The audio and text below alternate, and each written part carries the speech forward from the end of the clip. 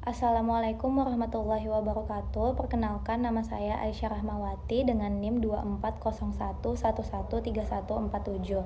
Baiklah, pada kesempatan kali ini saya akan menjawab beberapa pertanyaan untuk memenuhi tugas UAS Hukum Administrasi Negara. Baiklah, pertanyaan pertama yaitu, menurut Anda, apa urgensinya mempelajari hukum administrasi negara dalam konteks keilmuan administrasi publik? Nah, hukum administrasi negara ini sangat penting dipelajari dalam keilmuan administrasi publik, karena HAN ini tuh menjadi dasar hukum, dasar hukum mengenai bagaimana pemerintah itu menjalankan tugas, wewenang, dan juga tanggung jawabnya dalam menjalankan pemerintahan.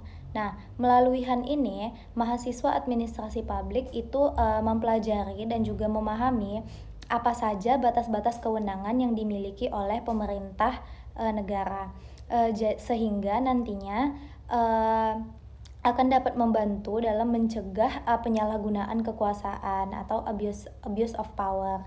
Nah, dengan demikian pemerintah ini nantinya akan menjalankan pemerintahan dan juga pelayanan publik itu sesuai dengan peraturan yang ada, sesuai dengan tugas dan kewenangan yang mereka miliki, dan juga nantinya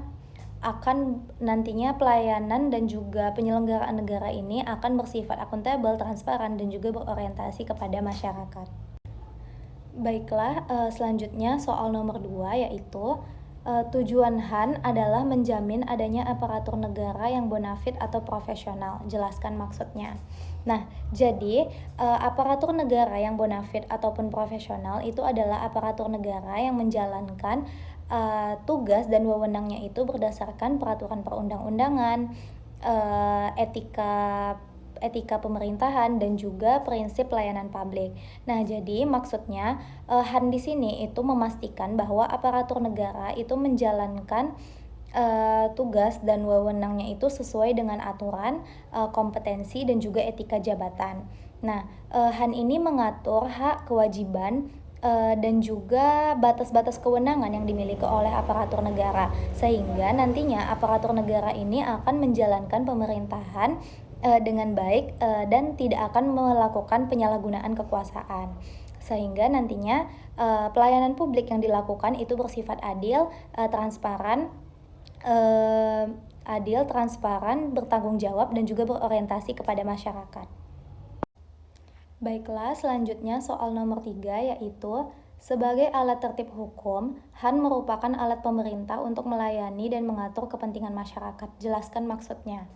Nah, jadi sebagai alat tertib hukum, HAN ini tuh berfungsi sebagai pedoman bagi pemerintah dalam menjalankan tugasnya untuk mengatur dan juga melayani masyarakat.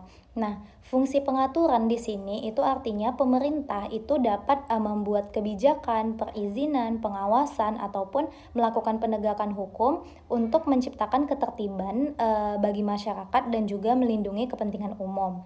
Nah, sementara itu fungsi pelayanan yaitu pemerintah itu berkewajiban untuk menyediakan berbagai layanan publik yang dibutuhkan oleh masyarakat.